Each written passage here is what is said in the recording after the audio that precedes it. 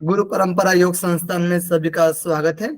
आज की कक्षा में आज की कक्षा बहुत ही इम्पोर्टेंट होने वाली है एग्जाम के पॉइंट ऑफ व्यू से।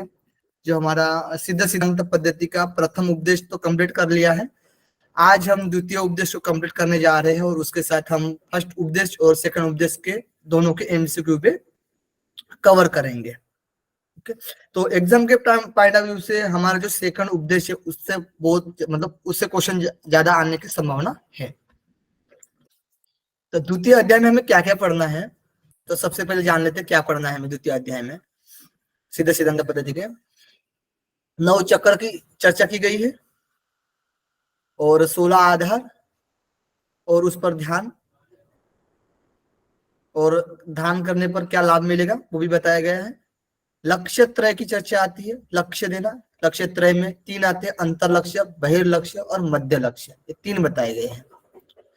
फिर व्योम पंचक की चर्चा आती है। व्योम यानी आकाश होता है, आकाश, पराकाश, महाकाश, तत्वाकाश, सूर्याकाश, इस प्रकार से 5 आकाश की चर्चा आती है। फिर लास्ट में अष्टांग योग की चर्चा आती है। यम, नियम, आसन, प्राणायाम, प्रत्याहार, धारणा, ध्यान, समाधि, इस प्रकार से अष्टांग योग बताया गया है। अष्टांग योग की चर्चा त्रिशकी ब्राह्मण उपनिषद में भी आती है, योग दर्शन में भी आती है और सिद्ध सिद्धांत पद्धति में देखने में आती है, और वशिष्ठ संहिता में भी अष्टांग योग की चर्चा आती है। ओके, और यहाँ पर जो द्वितीय अध्याय है उसमें 39 श्लोक है। कितना श्लोक है? तो 39 है, बहुत मतलब छोटा ही है। तो 9 चक्र, 16 आधार, 3 लक्ष्य, व्योम पंचक, इनको जानना चाहिए। योगी के शरीर में ही होते हैं ये सारे चीज। कितना हुआ? 9 और 16 कितना हुआ बताइए? 25, 25 और 3 28, 28 और 5 33। ठीक है, तो 33 ये ज्ञातव्य है, जानने लायक है। इनको, ये हमारे शरीर में ही रहते हैं, इनको जानना चाहिए। ये कहाँ कहाँ पर चर्चा आती है? तो योग चूड़ामणि में भी आती है और पूरक संहिता में भी आती है चर्चा। ओके, और द्वितीय अध्याय का नाम क्या है? तो पिंड विचार। पहले हमने पिंड की उत्पत्ति देखा था। पहला जो अध्याय था, पहला जो उपदेश था, उसमें पिंड की उत्पत्ति हुई थी, यानी शरीर की किस प्रकार से उत्पत्ति हुई थी ये बताया गया था वहां पर। यानी पूरे ब्रह्मांड के बारे में बताया गया, जगत की उत्पत्ति के बारे में बताया गया था। और फिर पिंड विचार, अब उस पर विचार करेंगे। ठीक है, तो किन किन पर विचार करेंगे? तो 9 चक्र पर, 16 आधार पर, 3 लक्ष्य पर, 5 आकाश पर और अष्टांग योग पर। ओके, यहाँ तक क्लियर है। अब पहला पॉइंट क्या है हमारा? 9 चक्र है, तो 9 चक्र को पढ़ेंगे हम। 9 चक्र में क्या क्या आती है चीज? तो 9 चक्र में 9 चक्र बताए गए हैं, कौन कौन से वो देख लेते। पहला है ब्रह्म चक्र, जो हम मूलाधार बोलते हैं, इसमें ब्रह्म चक्र नाम दिया गया है सीधे सिद्धांत पद्धति में। दूसरा चक्र है स्वादिष्ठान चक्र, तीसरा चक्र है नाभि चक्र, चौथा चक्र है अनाहत चक्र, 5वां चक्र है कंठ चक्र, और 6वां चक्र है तालु चक्र, और 7वां चक्र है भू चक्र, इसको मध्यम चक्र भी बोला जाता है, और 8वां चक्र है निर्वाण चक्र, और एक आता है लास्ट में आकाश चक्र। और किस ग्रंथ में 9 चक्र की चर्चा की गई है? तो वो है योगोपनिषद। कौन सा ग्रंथ है? योगोपनिषद। जब आप योग के उपनिषद पढ़ोगे उसमें 8 उपनिषद है हमारे सिलेबस में, तो सबसे लास्ट वाला जो योगोपनिषद बताया गया है उसमें 9 चक्र की चर्चा आती है। तो एक एक चक्र में जो चक्र का स्थान कहाँ पर बताया गया है और कहाँ पर ध्यान करना है, ठीक है, और उसकी विशेष बात क्या है वो भी देख लेते हैं। तो पहले चक्र को पढ़ लेते हैं। ये हमारे शरीर में चक्र रहते हैं। ठीक है, गुड रिया जी, ये हमें जानना चाहिए, इनको जागरूक करना चाहिए। ठीक है, तब वो लाभ मिलेगा हमें, इस पर ध्यान करेंगे तो लाभ मिलता जाएगा। देखिए, ब्रह्म चक्र को हम क्या बोल सकते हैं? मूलाधार चक्र भी बोल सकते हैं। मूलाधार की जगह पर ही ब्रह्म चक्र नाम दिया गया है। तो इसमें जो स्थान बताया गया है वो गुदा के पास है। ब्रह्म चक्र जो है वो गुदा के पास है। और किसका ध्यान करें? तो यह 3 फेरे से युक्त योनि मंडल के आकार का ब्रह्म चक्र है। तो 3 फेरे से युक्त योनि मंडल होती है ना, या ऐसे त्रिकोणाकार योनि मंडल होती है, तो 3 फेरे से युक्त है। ठीक है, 3 फेरे से युक्त योनि मंडल के आकार का ब्रह्म चक्र है, यही कामरूप पीठ है। यहाँ पर एक कामरूप पीठ बताया गया है। या और अग्नि के स्वरूप वाली शक्ति का ध्यान करें।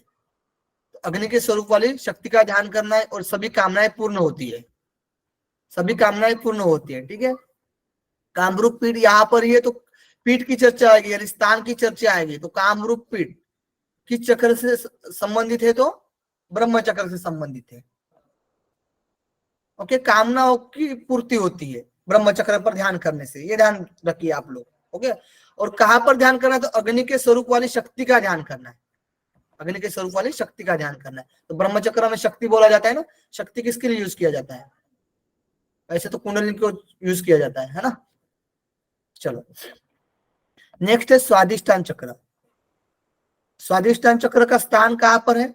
तो लिंग मूल में, लिंग के मूल में स्वादिष्टान चक्र बोला गया है। अब कहां पर ध्यान करना है? तो बताया गया है कि चंद्र के बीच, सॉरी चक्र के बीच में पीछे मुख किए हुए मूंगे के अंकुर, जो मूंग का अंकुर निकलता है ना, उसके समान लिंग है और उसका ध्यान करना है। तो लिंग का ध्यान करने के लिए बोला गया है। वहीं पर उड्डयन पीठ है, तो स्वादिष्टान चक्र में उड्डयन पीठ की चर्चा आती है, उड्डयन स्थान की चर्चा आती है स्वादिष्टान पीठ में, सॉरी स्वादिष्टान चक्र में।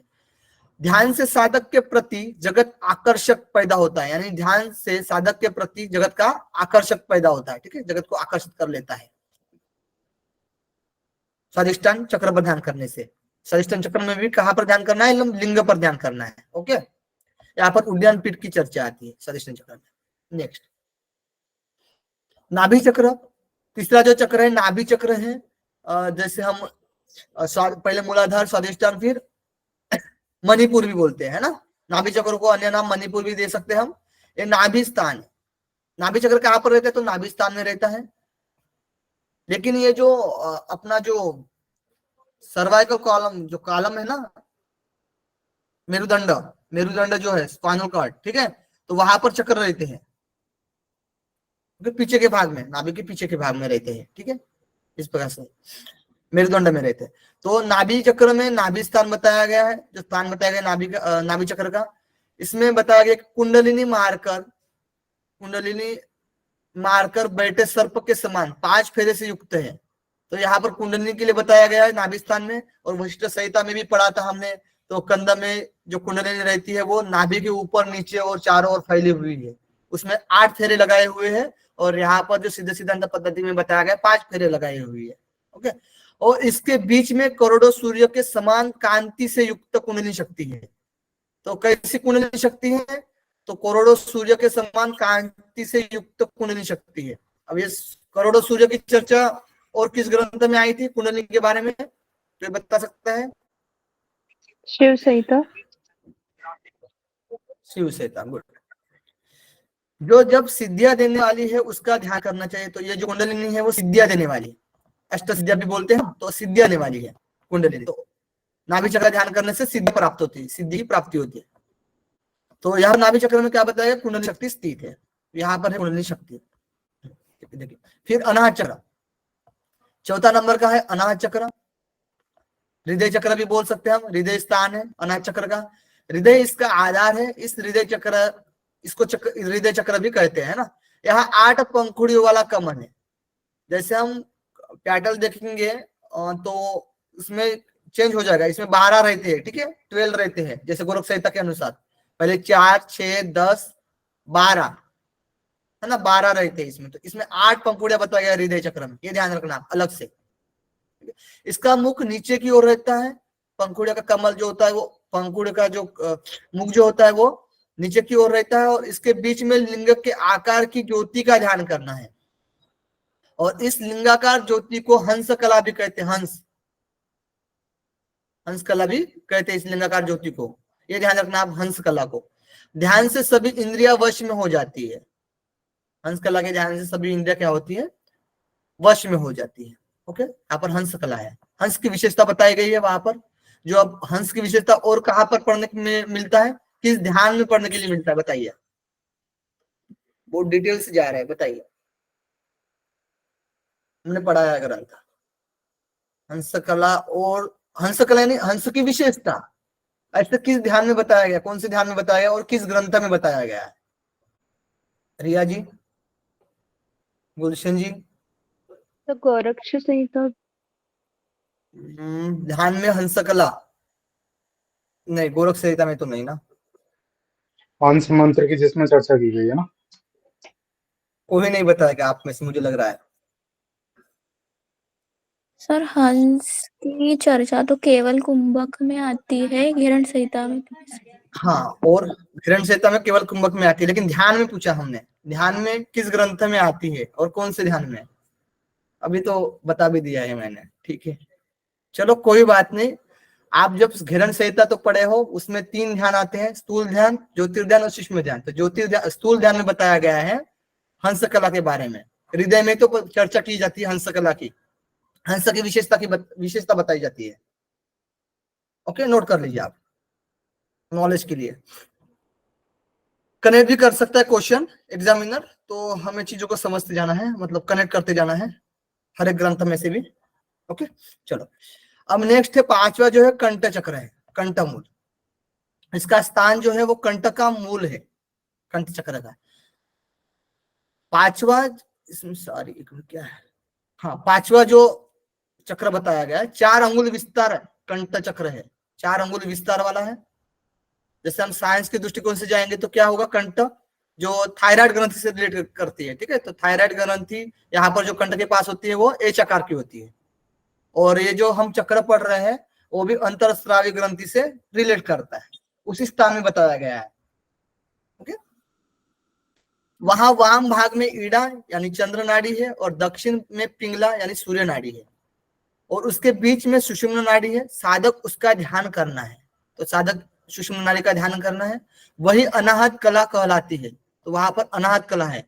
अनाहत यानी अपने आप, जो अनाहत नाद बोलते हैं ना, आवाज निकलती है वहां से, तो अनाहत कला है, अनाहत की विशेषता है वहां पर इसमें, तो कंठ मूल में है। और ध्यान से अनाहत सिद्धि की प्राप्ति होती है, जो आहत नहीं होता अपने आप निकलता है, ठीक है, उसकी सिद्धि की प्राप्ति होती है। फिर छठा जो है तालु चक्र है, स्थान बताया गया तालु, और यहाँ अमृत धारा का प्रवाह होता है, और तालु मूल में लटकता हुआ पतला मांस पिंड उसे घंटिका कहते हैं। आप देख सकते हो, आप जब मुंह ओपन करिएगा वहां पर एक लटकता हुआ मांस रहेगा, उसको क्या बोलेंगे हम, घंटिका बोलते हैं। और उसमें एक छेद भी दिखेगा, उसको बोलते हैं हम राजदंत, ये 10वां द्वार भी बोलते हैं हम, ठीक है। देखिए 10वां द्वार, यानी जब 9 द्वार होते हैं ना अपने शरीर में, तो ये 10वां द्वार है राजदंत, जो अपने तालु मूल में जो लटकता हुआ पतला सा घंटी है, घंटी का बोलते हैं उसको, उसके मध्य में राजदंत होता है, ठीक है। ये 10वां द्वार बोला जाता है, और इसी में जो होता है उसी छिद्र में शंकिन नाड़ी का विवर होता है, ये यानी शंकिन नाड़ी का छेद है, ये शंकिन नाड़ी रहती है वहां पर। अब शंकिन नाड़ी तो कू और शंकिनी, ठीक है, तो ये ध्यान रखना आप, कू और शंकिनी से रिलेट करके शंकिन नाड़ी अभी हमने पढ़ा था। लेकिन शंकिन नाड़ी का जो स्थान बताया गया था वो अलग बताया गया था, ठीक है। तो ये शंकिनी नाड़ी यहाँ पर नहीं हो सकती। क्या बताया था शंकिनी नाड़ी के लिए, कुहू और शंकिनी। शंखिनी के लिए लिंग द्वार है और कुफू के लिए गुदा द्वार है। लिंग द्वार है, ठीक है, तो लिंग द्वार बताया गया था। लेकिन यहाँ पर राजदंत, जो राजदंत के स्थान में रहती है शंकिनी नाड़ी, तो ये अलग है। इसे 10म द्वार भी कहते हैं। यहाँ शून्य का ध्यान करें, इसे 10म द्वार भी बोलते हैं, और यहाँ पर शून्य का ध्यान करना है, और ध्यान से चित्त का लय हो जाता है। चित्त क्या होता है, चित्त का लय हो जाता है। ओके, तालु चक्र के लिए 10वां द्वार ध्यान रखें आप लोग। फिर है भू चक्र, मध्यम चक्र, इसका जो स्थान बताया गया भ्रू मध्य, इसे मध्यम चक्र भी कहते हैं, भ्रू मध्य को मध्यम चक्र भी कहते हैं, मध्य स्थान में रहता है, दोनों भू के बीच में है ना, तो इसको मध्यम चक्र भी बोला जाता है। इसका विस्तार अंगुष्ठ मात्र है, तो इसका जो विस्तार बताया गया कि अंगुष्ठ मात्र है। वहां पर ज्ञान नेत्र है, वहीं पर ज्ञान नेत्र, तीसरा नेत्र बोलते हैं ना हम। यहाँ दीपक की शिखा के आकार में ध्यान करना है। यहाँ दीपक की शिखा के, दीपक का जो शिख होती है एकदम ऊपर वाले जो, ठीक है, शिखा होती है, उसके आकार का ध्यान करना है। जैसे हम त्राटक करते हैं ना, त्राटक करते समय जो ऊपर वाली शिखा जो होती है, ध्यान से वाक सिद्धि मिल जाती है, लाभ बताया वाक सिद्धि प्राप्त होती है। फिर 8वां जो बताया गया निर्वाण चक्र, इसको हम ब्रह्मरंध्र स्थान बताया गया है। निर्वाण चक्र का स्थान क्या है, ब्रह्मरंध्र है, ऊपर वाला जो सहस्त्रार के पास रहता है जो, ठीक है। यह अत्यंत सूक्ष्म छिद्र वाला है, सुई की नोक की तरह होता है ये, और यहाँ धुएं की शिखा रूप का ध्यान करना है। यहाँ पर जालंधर पीठ है, यहाँ पर ज्ञानेंद्र पीठ बताया गया है। और ध्यान से मोक्ष की प्राप्ति होती है। तो निर्वाण चक्र से निर्वाण यानी मोक्ष की प्राप्ति होती है। ठीक है, इससे एकदम से रिलेट करता है, निर्वाण से निर्वाण की प्राप्ति होती है। और धुएं की शिखा के रूप का ध्यान करना है। और ये धुएं का जो रंग बताया जाता है वो किस पंचमहाभूत के लिए बताया जाता है?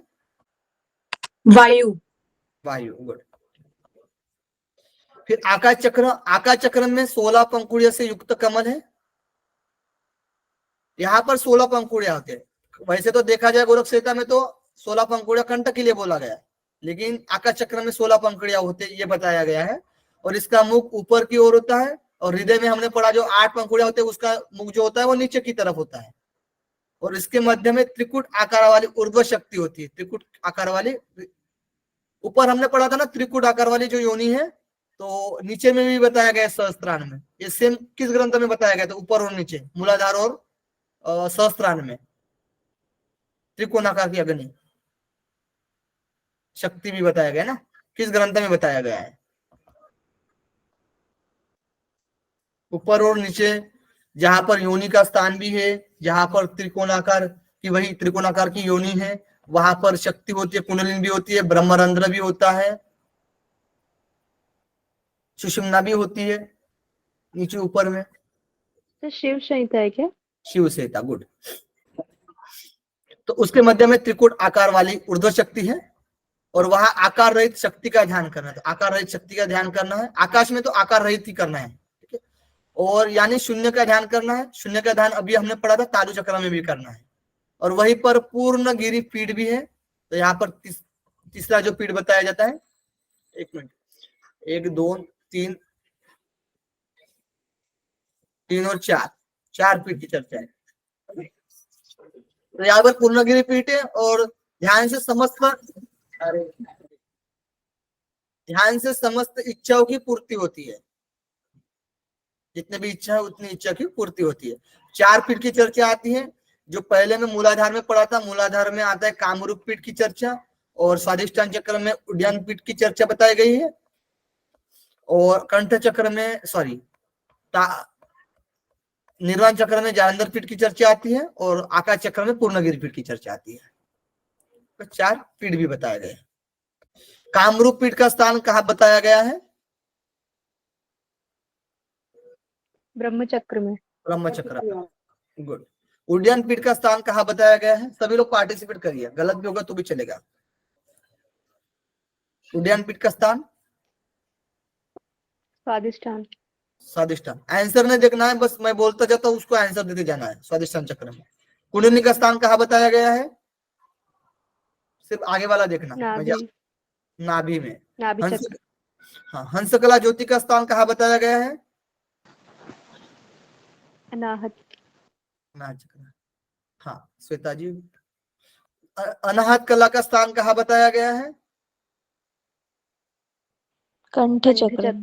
देखिए यहाँ पर कंफ्यूजन होता है। हंस कला ज्योति का स्थान जो बताया गया है वो अनाहत चक्र में बताया गया है, लेकिन अनाहत कला कहाँ पर रहेगी? तो कंठ चक्र में रहेगी। अब राजदंत का स्थान कहाँ बताया गया है? तालु चक्र में, गुड। शंकिन नाड़ी का विवर कहाँ पर है? तालु चक्र में। वो भी तालु चक्र में कहाँ रहती है? वो किस द्वार में रहती है? राजदंत और 10वें द्वार में रहती है, ठीक है। और 10वां द्वार किस स्थान के लिए बोला गया, यानी किस चक्र के लिए संबंधित है? तालु चक्र। हाँ। वाक सिद्धि कहाँ ध्यान लगाने से मिलती है? वाक सिद्धि भूचक्र में, गुड। भूचक्र को और क्या बोलते हैं हम? मध्य चक्र। ज्ञानेंद्र पीठ का स्थान कहाँ बताया गया है? निर्वाण चक्र में। और पूर्णगिरि पीठ का स्थान? आकाश चक्र में, गुड। और आकाश चक्र में कितनी पंखुड़ियां बताई गई हैं? पेटल 16। Okay, good. 16 आकाश चक्र में पेटल पंखुड़ियां, और 16 आधार की भी चर्चा नेक्स्ट करेंगे। यहाँ से भी इंपॉर्टेंट है 16 आधार की चर्चा किस ग्रंथ में आती है, मिलती है? तो वो आती है सिद्ध सिद्धांत पद्धति में। और 16 आधार की चर्चा किसी ग्रंथ में आता है, बताइए। वशिष्ठ संहिता से। क्या बोले? गोरक्ष गोरक्ष संहिता। वशिष्ठ संहिता। गोरख संहिता। हाँ, गोरख संहिता में आती है, वशिष्ठ संहिता में तो 18 मर्मस्थान है। हाँ, लेकिन गोरख संहिता में नाम नहीं दिया गया है, बस 16 आधार की चर्चा आती है। और 16 आधार का नियंत्रण किस बंध से होता है हठ प्रतिपिका में? जालंधर बंध। जालंधर बंध से। गुड, चलो अब पढ़ते 16 आधार। क्या है 16 आधार? तो यहाँ से हमें 16 आधार ध्यान रखना है। पहला ये पॉइंट है, ठीक है, जो आधार है अपने शरीर के मेन।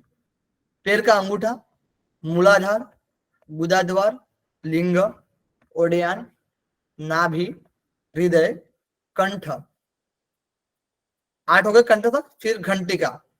नीचे से हम ऊपर जा रहे हैं, ध्यान रखना, सीखने से। फिर घंटिका 9 नंबर पर। 10 नंबर पर तालु। 10वां को हम तालु, ये जो हम ध्यान रख सकते, तालु चक्र बताया गया ना, 10वां द्वार। घंटिका, तालु, जिह्वा, भ्रूमध्य, नासिका, 14 नंबर नासामूल, 15 नंबर ललाट और 16 नंबर ब्रह्मरंध्र। एकदम हम पैर से लेकर ऊपर जा रहे हैं सिर तक। ठीक है, ये जो सिर है समझ लीजिएगा, यहाँ पर जो रहता है वो ब्रह्मरंध्र रहता है। ठीक है, जो सहस्त्रार में भी बताया जाता है ब्रह्मरंध्र, जो हम सेरिब्रम बोलते हैं ना, वो भी बोलते हैं ब्रह्मरंध्र। ओके, सेरिब्रम वाला जो फ्रंट, जो ब्रेन जो बोलते हैं हम। ठीक है, ब्रह्मरंध्र है पैर का अंगूठा। पैर का अंगूठे से फिर हम मूलाधार में आएंगे, यहाँ तक आएंगे, समझ लीजिए। यहाँ पर मूलाधार, यहाँ पर फिर गुदाद्वार है और यहाँ पर लिंग है। एक मिनट, ठीक है, तो मूलाधार, गुदाद्वार, लिंग। अब यहाँ पर है नाभि। ठीक है, तो नाभि के पहले में क्या आएगा चर्चा, इसमें उड्डयन आएगा। यहाँ पर ये उड्डयन आएगा और यहाँ पर ये नाभि आएगी। ठीक है, अब नाभि के बाद क्या आएगा? हृदय।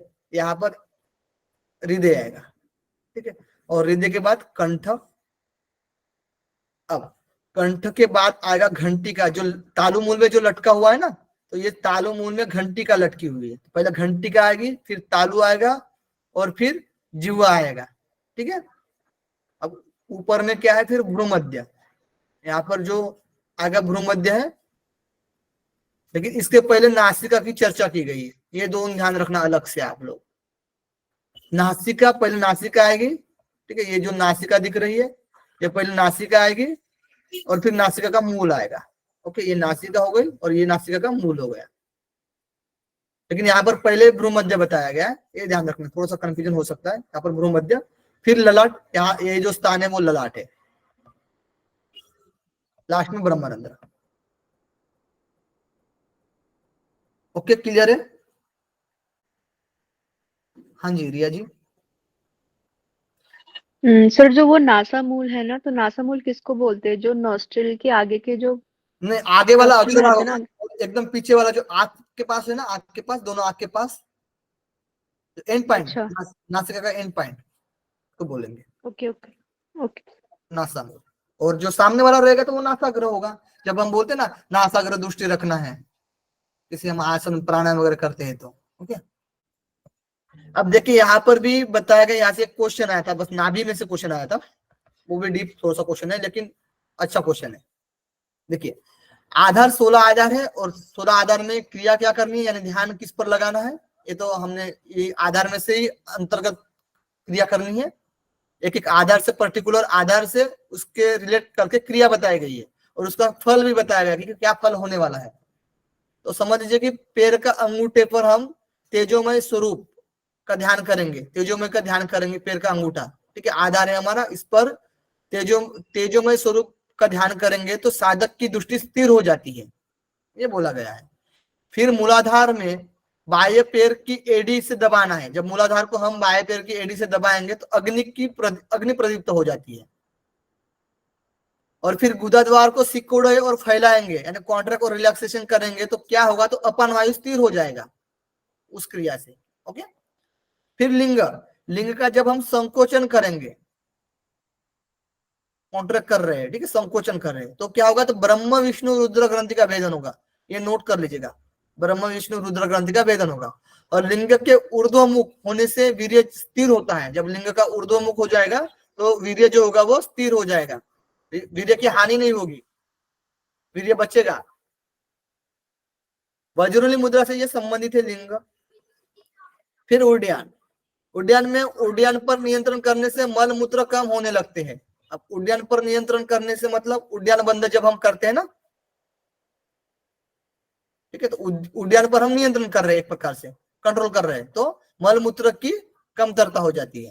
यानी भोजन क्या होगा, अच्छे से पचेगा, क्योंकि ये जठराग्नि से संबंधित है ना। नेक्स्ट नाभि, नाभि पर ध्यान करने से ओमकार का उच्चारण करें, मतलब नाभि पर ध्यान कर ओमकार का उच्चारण करना चाहिए। ये क्वेश्चन आया हुआ था 2022 में समथिंग, ये क्वेश्चन आया हुआ था। तो ओमकार का ध्यान, नाभि पर ध्यान करने से ओमकार, सॉरी, नाभि पर ध्यान कर ओमकार का उच्चारण करना चाहिए। इससे क्या होगा, तो चित्त का नाद में लय हो जाएगा। ये नोट कर लीजिए आप, चित्त का नाद में लय हो जाएगा। फिर हृदय, हृदय, हृदय में प्राण को स्थिर करें। प्राण को क्या करना है, स्थिर करना है हृदय में, तो हृदय कमल विकसित हो जाएगा। हृदय कमल क्या होगा, विकसित हो जाएगा। और कंठ, ठोडी को कंठमूल में लगाना है, और कंठमूल में, ठोडी को कंठमूल में लगाने से क्या होगा, तो ईड़ा और पिंगला वायु प्रवाह स्थिर हो जाती है। तो हमने पढ़ा था कंठ से संबंधित जो चक्र था हमारा, तो इसे रिलेट करता है। ओके, वहां पर भी बताया गया ईड़ा और पिंगला नाड़ी और सूक्ष्म नाड़ी उसके बीच में मध्य रहती है। ओके, उनका जो ईड़ा और पिंगला नाड़ी के वायु जो होगा वो स्थिर हो जाएगा। तो यहाँ पर भी कंठ आधार में भी बताया गया एज इट इज, उसमें नोट कर लेना आप लोग, आपके पास पीडीएफ होगा, है ना, हार्ड कॉपी। तो फिर घंटिका, जीवा के आगे के भाग को लगाए, जीवा का आगे का भाग हमें घंटिका पर लगाना है, उससे क्या होगा, तो अमृत का स्त्राव होता है। तालु, जीवा को चालन दोहन क्रिया से लंबा कर छिद्र में लगाए। यहाँ पर चालन और दोहन करना है, चालन करना है और दोहन करना है। यहाँ पर छेदन यूज नहीं किया गया, लेकिन छेदन भी होता है, ठीक है, छेदन, चालन, दोहन और घर्षण जो बोलते हैं हम, ठीक है, वो जो चार ये विधि बताई गई घेरन संहिता में बताएंगे। और हठ प्रतिका में छेदन, चालन, दोहन बताया गया है। छेदन यानी काटना, चालन यानी जो हरड़ और नमक लगाना, और दोहन यानी जो कि दूध जैसे निकालते वैसे दोहन करना होता है जीवा का, यानी मक्खन लगाकर दोहन करना होता है। ओके, जीवा क्या होगी, लंबी होगी। तो क्या करना है, उसको तालू में लगाना, चाल यानी जीवा को चालन दोहन क्रिया से लंबा कर छिद्र में लगाना चाहिए, यानी कपाल कोहर में लगाना। छिद्र यानी कपाल कोहर में लगाने के लिए बात की गई है। तालू से लेकर जाकर हम कपाल कोहर में लेकर जाते हैं। ओके, फिर साधक, इसका लाभ जो बताया कि साधक पूर्ण स्थिर होता है और जड़ समाधि सिद्ध होती है, स्थिर हो जाता है वो समाधि में। फिर जीवा, जीवा जो आधार बताया गया, जीवा मूल में जीव के अग्रभाग को लगाना है, जीवा के मूल में लगाना है। अब जीवा का अग्रभाग तो पता है हमारा, अब जीवा का जो मूल भाग है उसमें लगाना है, पीछे की ओर, सभी रोग दूर हो जाएंगे। फिर भ्रूमध्य, भ्रूमध्य बताया गया है 11 नंबर, 12 नंबर, ठीक है, भ्रूमध्य जो है 12 नंबर है। चंद्रमंडल का ध्यान करना है। क्वेश्चन था, 1 मिनट हैंडल्स कर लीजिएगा, ठीक है, बीच में कंप्लीट करने के बाद भी बोल सकते थे, ठीक है। देखिए, भ्रूमध्य चंद्रमंडल का ध्यान करना है और तन मन शीतल होता है, तन और मन क्या होगा, शीतल हो जाएगा। नासिकाग्र, नाक के अगले भाग पर ध्यान करना है, नासिकाग्र जो आधार बताया गया है, तो नाक के अगले भाग पर ध्यान कर रहे हैं, और नासिका मूल है ना, अब नासिका के मूल में दृष्टि स्थिर रखना है। तो क्या होगा, 6 महीने होते होते प्रकाश पुंज दिखने लगता है, प्रकाश पुंज दिखने लगता है, ठीक है, 6 महीने होते होते। और यहाँ पर जो नासिकाग्र है ना, वहां पर है कि मन एकाग्र हो जाता है, मन एकाग्र और चंचलता दूर हो जाती है जब नासिका के अग्रभाग पर देखेंगे। तो ये तो साफ साफ लिखा हुआ है। हम जब पद्मासन वगैरह करते हैं, प्राणायाम का जब अभ्यास करते हैं, तो नासिकाग्र पर रखना चाहिए पद्मासन में, है ना। तो मन क्या होगा, एकाग्र होगा और चंचलता दूर हो जाएगी, स्थिर हो जाएंगे, तो ठीक है। फिर ललाट में बताया गया है कि ललाट में जब प्रकाश पुंज का ध्यान करना है, प्रकाश पुंज का ध्यान करना है, तो वह तेजस्वी हो जाता है। प्रकाश ये ललाट से रिलेट करता है। और भी ब्रह्मरंध्र, ब्रह्मरंध्र गुरु के दोनों चरणों का ध्यान करना है, आकाश के समान पूर्ण हो जाता है। आकाश के समान क्या होगा? पूर्ण हो जाएगा। ठीक है, यहाँ पर अब किसको डाउट है बताइए। ठीक है, ये ऐसे कंप्लीट होने के बाद पूछना अच्छा रहता है ना। हाँ अभी बताइएगा सिद्धार्थ जी, कोई भी डाउट, कोई दिक्कत। सर एक क्वेश्चन पूछना था। आपने बोला जीवामूल को जीभ के अग्रभाग में लगाए तो सभी रोग दूर होते हैं, तो उसको उसके पहले की जो प्रोसेस बताई, जैसे वो मक्खन लगा के उसका धोवन करना है तो जीवा लंबी होंगी, फिर उसको बैक साइड पलट के जो मेन जहाँ से आ रही है वहां टच करेंगे तो सभी रोग दूर होते हैं। तो इसका जरूरी है कि वो दोहन करने के बाद ही, अगर डेली अगर जैसे हम बैठे रहे और लगा के पीछे लगा के रखे तो उससे भी कुछ होगा? दोहन का मतलब क्या होता है? बढ़ा रहे हम जीवा को, जब बढ़ाएंगे तभी बराबर है। कपाल को तक जाएगी जीवा, नहीं तो अन्यथा नहीं हाँ। जाएगी ना। तो बढ़ाने का काम कर हाँ। रहे हैं, मतलब यहाँ पर सारी क्रिया देखिए, छेदन काटना पड़ेगा ना तभी तो वो बढ़ती जाएगी ना। जब हम काटेंगे नहीं, पहली हाँ। प्रोसेस नहीं करेंगे तो दूसरी प्रोसेस तो सक्सेसफुल होगी नहीं, यानी चालन तो होगा ही नहीं। ओके, तो छेदन हाँ। करने के बाद अब उसको अब खून बह रहा है तो उसको चालन भी करेंगे, यानी हाँ। हरड़ और नमक लगाएंगे, लगाना ही पड़ेगा ना। हाँ। अब वो लगाने हाँ। के बाद जब हम दोहन ही नहीं करेंगे उसका, तो उसकी वृद्धि कैसे होगी? हाँ। है ना। तो दोहना भी नहीं पड़ेगा, अगर उसको खींचना भी पड़ेगा थोड़ा, है ना। दोहन भी कर रहे हैं, मक्खन लगा रहे हाँ हैं हम, आप ठीक है। उसके बाद फिर आप लोह हाँ यंत्र से खींचना पड़ेगा, चौथा नंबर पर जो आता है लोह यंत्र से खींचना पड़ेगा, तब जाकर कपाल कुहर में वो जीवा जाएगी। ओके, अब क्या बताइए, अब बताइए क्या बोल रहे थे और इसमें। डाय बिना अगर ऐसा की वो तो कर रहे हैं, और अगर जैसे स्टार्टिंग प्रोसेस है कि अगर जो हम नहीं कर रहे सिर्फ उसको पीछे की ओर खींच के रख रहे हैं, तो वैसे भी तो सर वो होंगी ना, अगर हम मतलब वो वहां के मसल्स को देखिए, स्ट्रेच कर क्रिया रहे योग हैं। में भी बताया गया है, क्रिया योग में भी बताया खींचने के लिए जो होती है जीवा की लंबी हाँ। प्रोसेस, तो ये जो प्रोसेस है ये भी करने की जरूरत नहीं पड़ती वहां पर, तो क्रिया योग में। ठीक है, वो जो गुरु बताते ओके। हैं हाँ। तो उनके अनुसार ठीक। जो हम पालन करते हैं उनके जो मंत्र का, ठीक है, तो उनके हाँ। अनुसार ये हाँ। करने की जरूरत नहीं, अपने आप को खींचने मुद्रा सिद्ध होती है। ये भी है प्रोसेस। ओके अभी ओके, तो सर इसमें वो सभी प्रकार के जीवामूल रोग बोले सर, दूर होते उन्होंने तो दंत मूल है ना, क्या उन्होंने जीवामूल बोला तो जीवामूल नहीं दंत मूल है ना। दंत नहीं, दंतमूल नहीं, दंतमूल नहीं, दंत यानी दांत का हो गया। हाँ जीवा का मूल एकदम, जीवा कहाँ से आई है वहां पर अच्छा पीछे अच्छा, जाओ ना। पीछे पीछे लगाने का है। पीछे, हाँ बराबर, ठीक है। उसको उल्टा लेना है, उसको उल्टा करना है, ठीक है। ये समझ, अभी देखिए यहाँ से जीवा आ रही है, ये हमारा गले का भाग है ना, समझ लीजिए यहाँ पर गले का भाग है, यहाँ से जीवा आ रही है, ठीक है। अब ये अग्रभाग है जीवा का, अब इसको क्या करना है, उल्टा करना है और यहाँ पर लगाना है। अब त्रय लक्ष्य सर पढ़ते हैं। उसमें बोला था सभी प्रकार के रोग दूर होते हैं, तो सभी प्रकार के किस किस प्रकार के रोग?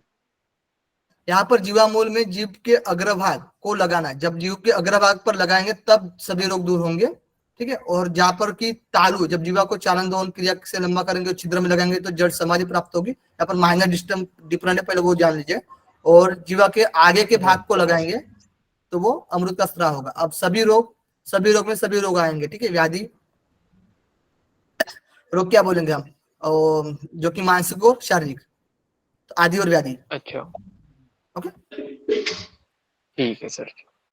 अब 3 लक्ष्य की चर्चा आती है, त्रय लक्ष्य। अब गोरख संहिता में जाएंगे तो 2 लक्ष्य की चर्चा आती है, अंतर लक्ष्य और बहिर्लक्ष्य। और योग चूड़ामणि में जाओगे तो 3 लक्ष्य की आती है, अंतर लक्ष्य, बहिर्लक्ष्य और मध्य लक्ष्य, ठीक है। नोट करते जाना, जो ग्रंथ बता रहा हूँ साइड में नोट करते जाना आप लोग, ठीक है। यहाँ पर भी 3 लक्ष्य की चर्चा आती है, अंतर लक्ष्य में 5 लक्ष्य की चर्चा आती है, इसके अंदर हमें पढ़ना नहीं है। अंतर लक्ष्य में 5 लक्ष्य की चर्चा आती है, बस इतना ध्यान रखना। बहिर्लक्ष्य में 9 लक्ष्य की चर्चा आती है, और मध्य लक्ष्य में 11 लक्ष्य की चर्चा आती है। बस एक एक को आपको पढ़ा देता हूँ, मतलब समझ में आएगा कि अंतर लक्ष्य क्या होता है। सिंपल वाला कौन सा आपको समझ में आया, यहाँ पर देखिएगा अंतर लक्ष्य, लास्ट वाला देख लेते। आपके अंदर पुतली के आकार वाली नीली ज्योति को मन से देखना है, ये अंतर लक्ष्य बताया गया है। जब आपके अंदर में जो पुतली रहती है ना, पुतली के आकार वाली नीली जो ज्योति है, नीली वाली जो होती है, पुतली में नीली होती है ना, ठीक है, उसको मन से देखना है, ये अंतर लक्ष्य के अंतर्गत आएगा। ओके, उस प्रकार बहिर लक्ष्य क्या आएगा, तो नाक के आगे 4 अंगुल पर नीली ज्योति को देखना है। तो नाक के आगे यानी बाहर, शरीर के भी बाहर जा रहे हैं, नाक के आगे एकदम, है ना, नाक के आगे 4 अंगुल पर नीली ज्योति को देखना है, यानी शरीर के बाहर जा रहे हैं, ठीक है, बाहर बताया गया। और मध्य लक्ष्य में क्या होगा, यहाँ पर 1 मिनट, यहाँ पर वर्ण की चर्चा आती है।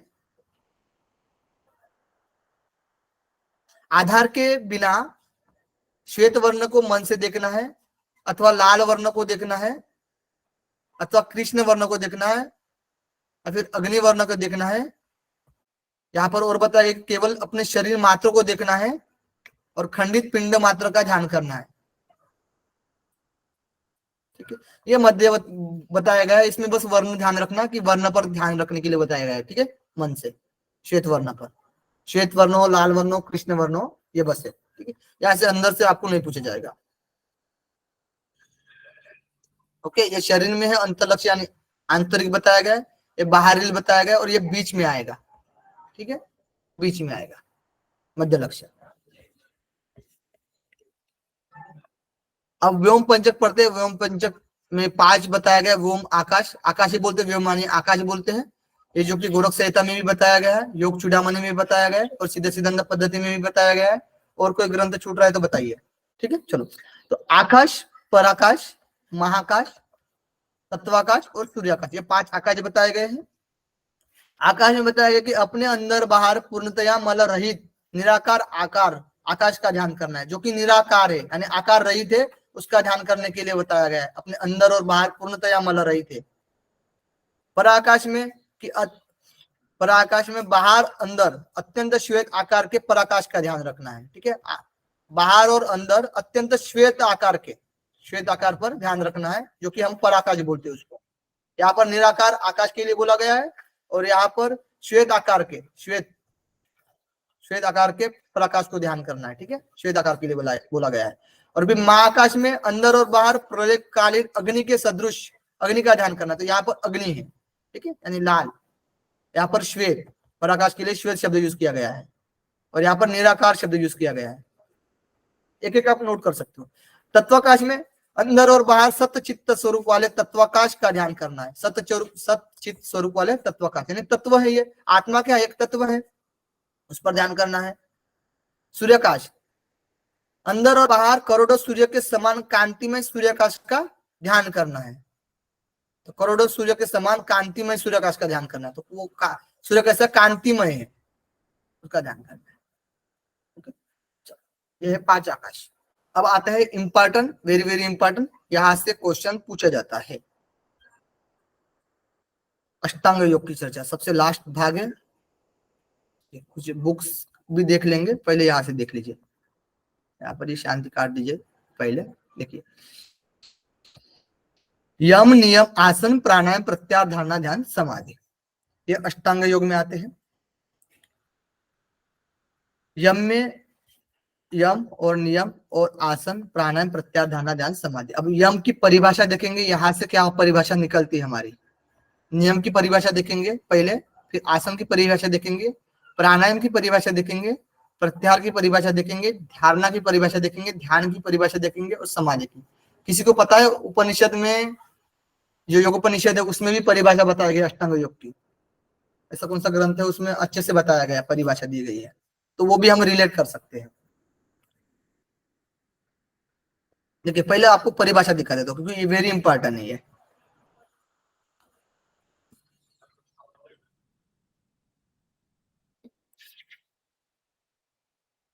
यहाँ पर यम के लिए बताया गया है। पहला यम देखते हैं, तो यम इति उपशमः, यानी इंद्रियों को नियंत्रण करना। शरीर और इंद्रिय की बात बताई गई है, ठीक है। तो इंद्रियों का नियंत्रण करना ये यम में आएगा। पहले परिभाषा देख लेते हैं, फिर नियम।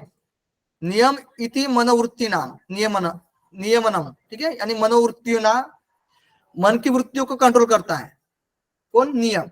यम में क्या होगा? इंद्रिय, और नियम में मन में, ठीक है, मन के वृत्तियों को नियंत्रित करेगा, ठीक है। नोट करते जाना आप लोग, ये परिभाषा पूछेगा आप लोगों से। फिर आसन,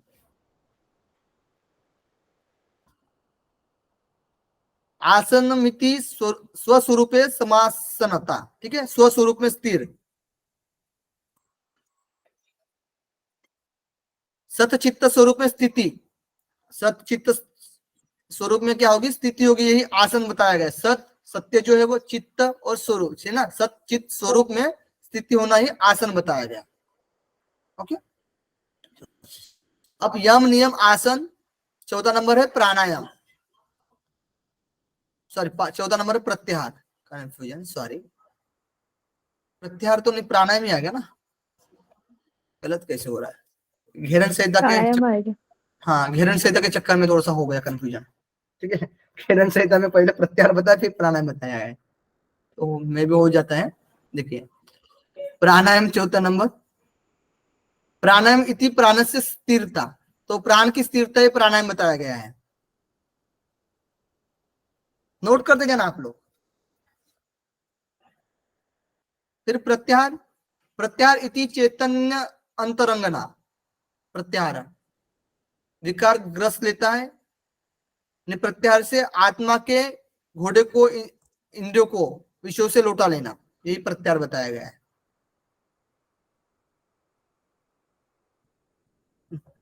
ये दिखता भी नहीं है, हाँ। प्रत्याहार का अर्थ होता है आत्मा के घोड़े इंद्रियों को, घोड़े यानी जो इंद्रिया होते हैं उनको क्या करना है, अपने अपने विषयों से लौटा लेना है, यही प्रत्याहार बताया गया है। फिर धारणा, धारणा में बताया गया है,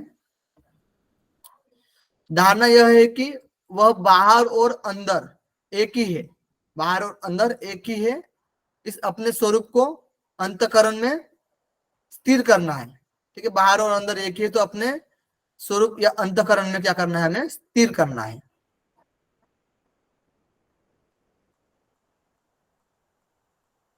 अब ध्यान, ध्यान देखते हैं, इसके बाद ध्यान का परिचय देखते हैं। तो ध्यान में बताया गया कि एक परम अद्वैत भाव, तो अद्वैत भाव बताया गया है, ध्यान के लिए अद्वैत भाव, वही एक ही आत्मा होता है। समाधि, समाधि का लक्षण बताया गया साम्यावस्था, साम्यावस्था, ठीक है। देखिए यहाँ पर अंतःकरण में सभी तत्वों की समावस्था, अंतःकरण में किन तत्वों की समावस्था होनी चाहिए अंतःकरण में, बताइए मुझे।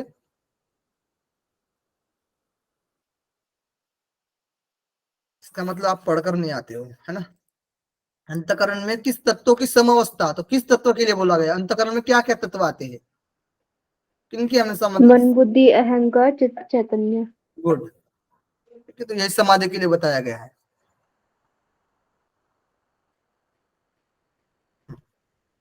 अब देखिए पीपीडी के माध्यम से बता, नोट कर लिए ना आप लोग, ठीक है। अब यम में क्या क्या हमें पढ़ना है, तो यम में बताया गया कि इंद्रियों पर विजय, पहला है इंद्रियों पर विजय करना, पहला यम बताया गया। दूसरा है आहार निद्रा और ठंडी वायु, आहार निद्रा ठंडी वायु और तीव्र धूप पर विजय, टोटल कितना हुआ, 5 हुआ। परिभाषा को हमने साइड में रख दिया है, ठीक है, 5 हुआ, क्योंकि वो इंद्रियों पर नियंत्रण करना ये परिभाषा में आएगा, ठीक है। लेकिन यहाँ पर इंद्रिय पर विजय, आहार निद्रा ठंडी वायु तीव्र धूप पर विजय, ये 5 यम बताए गए। ओके, तो पर्टिकुलर ना बताया नहीं गया कि 5 है या 6 है, लेकिन श्लोक में जितना है 5 ही है।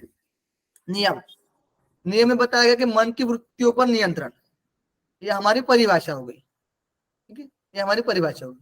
अब एकांत में रहना, जब हम एकांत में रहेंगे तो मन की वृत्तियों पर नियंत्रण रख पाएंगे। फिर संगति से दूर, संगति से दूर रहेंगे तो भी मन की वृत्तियों पर नियंत्रण कर पाएंगे। उदासीनता, उदासीनता यानी राग द्वेष न होना, ठीक है, यही बताया गया है। किसी के प्रति राग नहीं, आसक्ति नहीं, और किसी के प्रति द्वेष नहीं, यही उदासीनता है।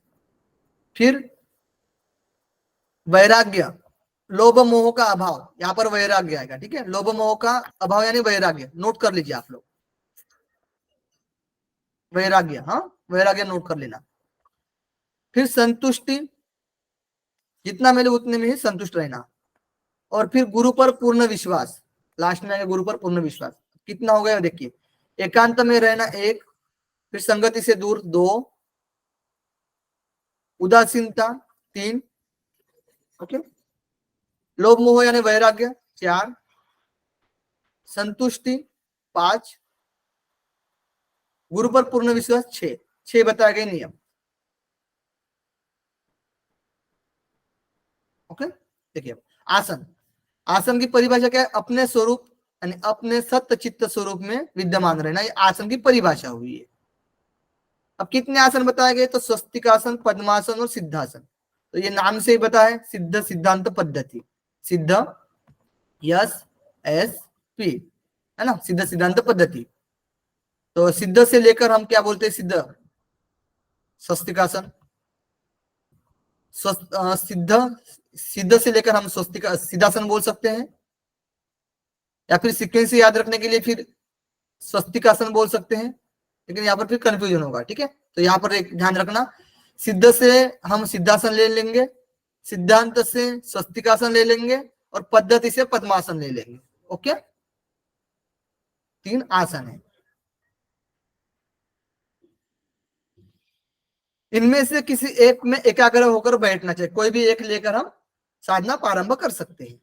ओके, फिर प्राणायाम, प्राण की स्थिरता, प्राणायाम की परिभाषा बताई गई, प्राण की स्थिरता। प्राण में बताया गया कितने लक्षण बताए गए? तो रेचक, पूरक, कुंभक और स्थान विशेष में श्वास स्थिर करना। रेचक, पूरक, कुंभक 1 हुआ, पूरक 2 हुआ, कुंभक 3 हुए। ठीक है, और स्थान विशेष में श्वास स्थिर होना यानी संगठन बोल सकते हैं हम, संगठन। तो ये 4था नंबर का हुआ। अब एज इट इज यही जो बताया गया है, थोड़ा डिफरेंट है, हम उसमें जैसे कि इसमें देश काल और विषय को ध्यान रखते हैं 3 में, पूरक, रेचक, कुंभक में, और स्थान विशेष में नहीं रखते हैं। ऐसा किस ग्रंथ में बताया गया है? 4 ही आए प्राणायाम बताए गए, चतुर्थ प्राणायाम 4। समझ में आ रहा है ना मैं क्या बोल रहा हूं? तो काल, देश, स्थान को ध्यान रखते हुए हम तीनों को करते हैं, रेचक, पूरक, कुंभक। और स्थान विशेष में जब श्वास रोक लेते हैं, अपने आप रुक जाती है, इसको संगठन बोलते हैं। यही जो आईजीटी और किस ग्रंथ में बताया गया है? योग सूत्र में। सूत्र में। हाँ, इतना। बाकी लोग बताइए ना, आंसर दीजिएगा। एक ही लोग दे रहे हैं, बाकी लोग को नहीं आ रहा है। ग्रंथ तो पढ़ लिया आप लोगों ने। देखिए प्रत्याहार, ऐसे में नहीं चलेगा। देखिए प्रत्याहार, आत्मा के घोड़ों को विषयों से लौटा लेना, ये एज इट इज हर एक ग्रंथ में जाओगे तो यही आता है, बस थोड़ा सा माइनर डिफरेंट रहता है, लेकिन यही परिभाषा होती है। ठीक है, गहन संहिता में भी यही बताया गया है। नहीं गुलशन जी, आपकी वॉइस नहीं आ रही। ठीक है, आत्मा के घोड़ों को विषयों से लौटा लेना, यानी आत्मा के घोड़े यानी क्या होगा? इंद्रिय हो गए। ठीक है, जो हमारे ज्ञानेंद्रिय और कर्मेंद्रिय जो है, और एक मन जो उभयंत्रिक मन है, ये जो इंद्रिय है यानी ये जो घोड़े हैं, अपने अपने क्या करते हैं? विषयों में जाते हैं। तो उनसे क्या करना है? हमें लौटा लेना, यानी आसक्त नहीं रखना है उसमें। विकारों को दूर करना, प्रत्याहार में विकारों को दूर करना, यानी विकार यानी क्या होगा? ये आधि नहीं, सॉरी आधि होगा। विकार से मीनिंग होगा आधि। आधि मनी, आधि मीन्स मन, मन से संबंधित होगा। यानी इसमें क्या होगा? लोभ, क्रोध, मोह, ये सब आएंगे। ठीक है, लोभ, क्रोध, मोह विकार को दूर करेगा, मानसिक से संबंधित होगा ये। ठीक है, और निवृत्त भी करना है उनको, विकार को दूर करके वही निवृत्त कर लेना है। अब धारणा, धारणा बताया गया कि वह आत्मा अंदर और बाहर एक ही है। आत्मा क्या है? अंदर और बाहर एक ही है। यानी बोला जाता है ना परिभाषा, अंदर और बाहर एक ही है, यानी घड़े में भी है और घड़े के बाहर भी है। अपने स्वरूप को ही अंतकरण में स्थापित करें, अपने स्वरूप को ही अंतकरण में क्या करना है? स्थापित करना है। और जो भी भाव उत्पन्न हो उसे निराकार आत्मा में ही अनुभव करना है। जो जो भाव उत्पन्न हो रहे हैं वो क्या करना है? आकार रहित निराकार जो है आत्मा है। ठीक है, आत्मा में ही क्या करना है? अनुभव करना है उस चीज को। कोई भी हो, कोई भी विषय वस्तु हो, उसको हमें आत्मा में अनुभव करना है। मन को दीपक की लो रहित स्थान की तरह पूर्ण करना है। जो मन, जो दीपक की लो जो होती है वायु रहित स्थान में एकदम स्थिर रहती है ना। वायु रहित स्थान जैसे स्थिर रहती है, वैसे हम क्या करना है? मन को भी स्थिर रखना है। ये धारणा के लिए बताया गया। ध्यान पढ़ते हैं तो अद्वैत भाव रखना, यानी एक ही भाव है, 2 भाव नहीं है। 2 भाव का मीनिंग सभी प्राणियों में आत्मा है और वही आत्मा मेरे में भी है और मेरे में जो आत्मा है वो उनमें भी है। ठीक है, तो द्वेष नहीं होगा, अद्वैत भाव होगा, यानी एक ही है। चित्त में जो कुछ भी भाव पदार्थ वही आत्मा है। तो चित्त में जो कुछ भाव पदार्थ रहते हैं वो क्या है, वो पदार्थ है, वही आत्मा है। ये जो सारी चीजें दिख रही है सब सब आत्मा ही समझ लेना है। जो कुछ भाव निकलता है चित्त में वो सब आत्मा ही मान लेना है, ठीक है। चित्त में जो जो कुछ भी ज्ञान का विषय होता है वह सब उसका ही स्वरूप है, आत्मा ही स्वरूप है। ये घेरन से में भी बताया गया है, प्रत्याहार में बताया गया, ठीक है। तो जो आत्मा का स्वरूप है बताया ना घेरन से प्रत्याहार में, पुरस्कार तिरस्कार, और उसमें रस भी बताया गया है, कटु लवण तिक्त कषाय, ये जो कुछ मतलब रस है वो भी सब आत्मा में भाव करना चाहिए, आत्मा ही समझ लेना चाहिए, ठीक है। और देखिए एक मिनट, सब प्राणियों के प्रति, म्यूट कर लीजिएगा जी, सब प्राणियों के प्रति समभाव रखना चाहिए। मेघा जी आप म्यूट करिए। ओके सर, गलती से हो गया सर। सब प्राणियों के प्रति क्या करना है, समभाव रखना है, ना बड़ा ना छोटा, समता की स्थिति होनी चाहिए। फिर समाधि, लास्ट में आता है समाधि, टाइम भी हो गया है ना। अंतःकरण में सभी तत्वों की सम अवस्था, तो वही चीज है अभी हमने पढ़ा था, ये परिभाषा है समाधि की। मन का क्रियाहीन होकर पूर्ण स्थिर होना। अब क्रियाहीन, मन में कोई नहीं चल रही है, ठीक है, क्रियाहीन है, कुछ भी विषय वस्तु नहीं है, ये सब समाधि है। ध्यान की विस्मृत अवस्था, ये क्या बताया गया है समाधि के लिए, किसमें बताया गया है, ध्यान की विस्मृत अवस्था समाधि है, ये बताया गया है, योग सूत्र में बताया गया है, तृतीय ब्राह्मण उपनिषद में भी बताया गया है, ठीक है। मन का क्रियाहीन होकर पूर्ण स्थिर होना, वो भी बिना प्रयत्न के पूर्ण स्थिति होना, बिना प्रयत्न के, और यही समाधि का लक्षण है, ठीक है। अष्टांग योग समझ में आया, अब इसको याद करके आना पड़ेगा आप लोगों को।